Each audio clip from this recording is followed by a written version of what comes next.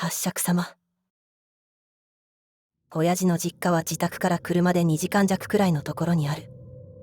農家なんだけど、何かそういった雰囲気が好きで、高校になってバイクに乗るようになると、夏休みとか冬休みなんかにはよく一人で遊びに行ってた。じいちゃんとばあちゃんもよく来てくれたと喜んで迎えてくれたしね。でも最後に行ったのが高校3年に上がる直前だから、もう10年以上も行っていないことになる。決して行かなかったんじゃなくて行けなかったんだけど、その訳はこんなことだ。春休みに入ったばかりのこと、いい天気に誘われてじいちゃんの家にバイクで行った。まだ寒かったけど、広縁はポカポカと気持ちよく、そこでしばらくくつろいでいた。そうしたら、ポポポポポポポと変な音が聞こえてきた。機械的な音じゃなくて、人が発してるような感じがした。それも濁音とも半濁音とも、どちらにも取れるような感じだった。なんだろうと思っていると、庭の生垣の上に帽子があるのを見つけた。生垣の上に置いてあったわけじゃない。帽子はそのまま横に移動し、垣根の切れ目まで来ると、一人女性が見えた。まあ、帽子はその女性がかぶっていたわけだ。女性は白っぽいワンピースを着ていた。でも生垣の高さは2メートルくらいある。その生垣から頭を出せるってどれだけ背の高い女なんだ。驚いていると、女はまた移動して視界から消えた。帽子も消えていた。また、いつの間にかポポポという音もなくなっていた。その時は、もともと背が高い女が超厚底のブーツを履いていたか、かかとの高い靴を履いた背の高い男が女装したかくらいにしか思わなかった。その後、居間でお茶を飲みながら、じいちゃんとばあちゃんにさっきのことを話した。さっき、大きな女を見たよ。男が女装してたのかな。と言っても、へえくらいしか言わなかったけど、垣根より背が高かった。帽子をかぶっていて、ポポポ、とか変な声出してたし、と言った途端、二人の動きが止まったんだよね。いや、本当にピタリと止まった。その後、いつ見た？どこで見た？垣根よりどのくらい高かった？と、じいちゃんが怒ったような顔で質問を浴びせてきた。じいちゃんの気迫に押されながらもそれに答えると、急に黙り込んで廊下にある電話まで行き、どこかに電話をかけ出した。引き戸が閉じられていたため、何を話しているのかはよくわからなかった。ばあちゃんは心なしか震えているように見えた。じいちゃんは電話を終えたのか、戻ってくると、今日は泊まっていけ。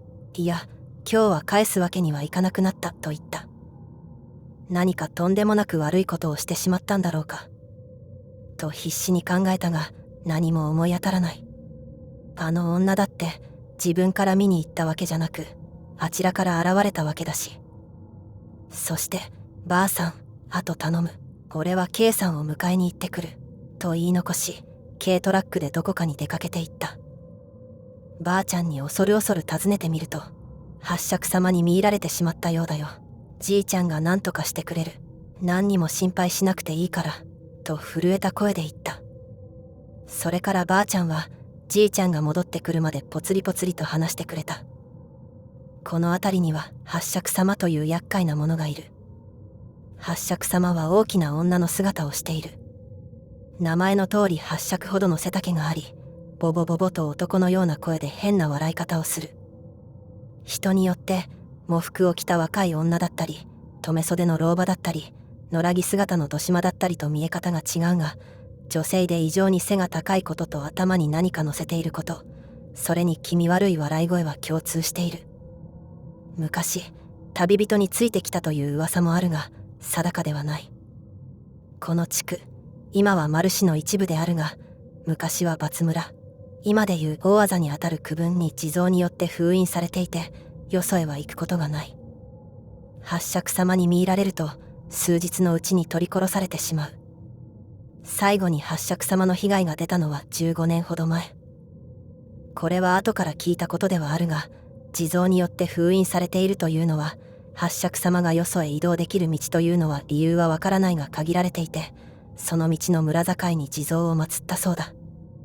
八尺様の移動を防ぐためだが、それは東西南北の境界に全部で4カ所あるらしい。もっとも、なんでそんなものを止めておくことになったかというと、周辺の村と何らかの協定があったらしい。例えば推理権を優先するとか。八尺様の被害は数年から十数年に一度くらいなので、昔の人はそこそこ有利な協定を結べればよしと思ったのだろうか。そんなことを聞いても全然リアルに思えなかった。当然だよね。そのうちじいちゃんが一人の老婆を連れて戻ってきた。えらいことになったの。今はこれを持ってなさい。K さんという老婆はそう言ってお札をくれた。それからじいちゃんと一緒に2階へ上がり、何やらやっていた。ばあちゃんはそのまま一緒にいて、トイレに行く時もついてきて、トイレのドアを完全に閉めさせてくれなかった。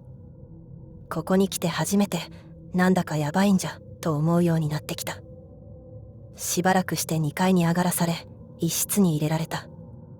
そこは窓が全部新聞紙で目張りされ、その上にお札が貼られており、四隅には盛り塩が置かれていた。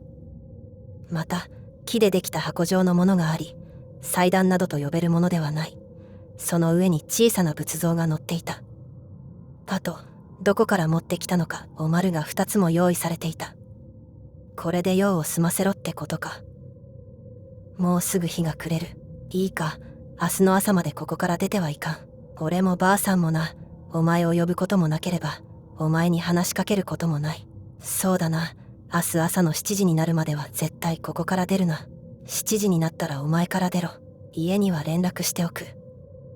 と、じいちゃんが真顔で言うものだから、黙ってうなずく以外なかった。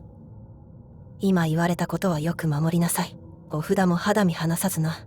何か起きたら仏様の前でお願いしなさい。と、K さんにも言われた。テレビは見てもいいと言われていたのでつけたが、見ていても上の空で気も紛れない。部屋に閉じ込められる時にばあちゃんがくれたおにぎりやお菓子も食べる気が全く起こらず、放置したまま布団にくるまってひたすらガクブルしていた。そんな状態でもいつの間にか眠っていたようで、目が覚めた時にはなんだか忘れたが深夜番組が映っていて、自分の時計を見たら午前1時過ぎだった。この頃は携帯を持ってなかった。なんか嫌な時間に起きたなぁなんて思っていると、窓ガラスをコツコツと叩く音が聞こえた。小石なんかをぶつけているんじゃなくて、手で軽く叩くような音だったと思う。風のせいでそんな音が出ているのか、誰かが本当に叩いているのかは判断がつかなかったが、必死に風のせいだと思い込もうとした。落ち着こうとお茶を一口飲んだが、やっぱり怖くてテレビの音を大きくして無理やりテレビを見ていた。そんな時、じいちゃんの声が聞こえた。おーい、大丈夫か。怖けりゃ無理せんでいいぞ。思わずドアに近づいたが、じいちゃんの言葉をすぐに思い出した。また声がする。どうした、こっちに来てもええぞ。じいちゃんの声に限りなく似ているけど、あれはじいちゃんの声じゃない。どうしてかわからんけど、そんな気がして、そしてそう思ったと同時に全身に鳥肌が立った。ふと隅の盛り塩を見ると、それは上の方が黒く変色していた。一目散に仏像の前に座ると、お札を握りしめ、助けてくださいと必死にお祈りを始めた。その時、ポポッポポポポ、あの声が聞こえ、窓ガラスがトントントントンと鳴り出した。そこまで背が高くないことは分かっていたが、あれが下から手を伸ばして窓ガラスを叩いている光景が浮かんで仕方がなかった。もうできることは仏像に祈ることだけだった。とてつもなく長い一夜に感じたが、それでも朝は来るもので、つけっぱなしのテレビがいつの間にか朝のニュースをやっていた。画面隅に表示される時間は確か7時13分となっていた。ガラスを叩く音も、あの声も気づかないうちに止んでいた。どうやら眠ってしまったか気を失ってしまったかしたらしい。盛り塩はさらに黒く変色していた。念のため自分の時計を見たところほぼ同じ時刻だったので、恐る恐るドアを開けると、そこには心配そうな顔をしたばあちゃんと K さんがいた。ばあちゃんがよかったよかったと涙を流してくれた。下に降りると親父も来ていた。じいちゃんが外から顔を出して早く車に乗れと促し、庭に出てみると、どこから持ってきたのかワンボックスのバンが1台あった。そして庭に何人かの男たちがいた。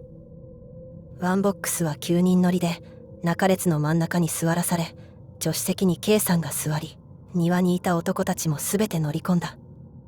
全部で9人が乗り込んでおり、八方すべてを囲まれた形になった。大変なことになったな。気になるかもしれないが、これからは目を閉じて下を向いていろ。俺たちには何も見えんが、お前には見えてしまうだろうからな。いいと言うまで我慢して目を開けるなよ。右隣に座った50歳くらいのおじさんがそう言った。そしてじいちゃんの運転する軽トラが先頭、次が自分が乗っているバン、後に親父が運転する乗用車という車列で走り出した。車列はかなりゆっくりとしたスピードで進んだ。おそらく20キロも出ていなかったんじゃあるまいか。間もなく K さんがここが踏ん張りどころだとつぶやくと、何やら念仏のようなものを唱え始めた。ポッポポポポポポポ。またあの声が聞こえてきた。 K さんからもらったお札を握りしめ、言われた通りに目を閉じ下を向いていたが、なぜか薄目を開けて外を少しだけ見てしまった。目に入ったのは白っぽいワンピース。それが車に合わせ移動していた。あの大股でついてきているのか。頭はウィンドウの外にあって見えない。しかし車内を覗き込もうとしたのか、頭を下げる仕草を始めた。無意識にヒッと声を出す。見るなと隣が声を荒げる。慌てて目をぎゅっとつぶり、さらに強くお札を握りしめた。コツコツコツ。ガラスを叩く音が始まる。周りに乗っている人も短く「え」とか「ん」とか声を出す。あれは見えなくても、声は聞こえなくても、音は聞こえてしまうようだ。 K さんの念仏に力が入る。やがて声と音が途切れたと思った時、 K さんがうまく抜けたと声を上げた。それまで黙っていた周りを囲む男たちもよかったなぁと安堵の声を出した。やがて車は道の広いところで止まり、親父の車に移された。親父とじいちゃんが他の男たちに頭を下げている時、 K さんがお札を見せてみろと近寄ってきた。無意識にまだ握りしめていたお札を見ると、全体が黒っぽくなっていた。 K さんはもう大丈夫だと思うがな、念のためしばらくの間はこれを持っていなさいと新しいお札をくれた。その後は親父と2人で自宅へ戻った。バイクは後日じいちゃんと近所の人が届けてくれた。親父も八尺様のことは知っていたようで、子供の頃友達の一人が見入られて命を落としたということを話してくれた。見入られたため他の土地に移った人も知っているという。バンに乗った男たちはすべてじいちゃんの一族に関係がある人で、つまりはごくごく薄いながらも自分と血縁関係にある人たちだそうだ。前を走ったじいちゃん、後ろを走った親父も当然血のつながりはあるわけで、少しでも八尺様の目をごまかそうとあのようなことをしたという。親父の兄弟、おじいは一晩でこちらに来られなかったため、血縁は薄くてもすぐに集まる人に来てもらったようだ。それでもさすがに7人もの男が今の今というわけにはいかなく、また夜より昼の方が安全と思われたため、一晩部屋に閉じ込められたのである。道中最悪ならじいちゃんか親父が身代わりになる覚悟だったとか。そして先に書いたようなことを説明され、もうあそこには行かないようにと念を押された。家に戻ってからじいちゃんと電話で話した時、あの夜に声をかけたかと聞いたが、そんなことはしていないと断言された。やっぱりあれはと思ったら、改めて背筋が寒くなった。八尺様の被害には成人前の若い人間、それも子供が遭うことが多いということだ。まだ子供や若年の人間が極度の不安な状態にあるとき、身内の声であのようなことを言われれば、つい心を許してしまうのだろう。それから10年経って、あのことも忘れがちになったとき、シャレにならない後日談ができてしまった。八尺様を封じている地蔵様が誰かに壊されてしまった。それもお前の家に通じる道のものがな。と、ばあちゃんから電話があった。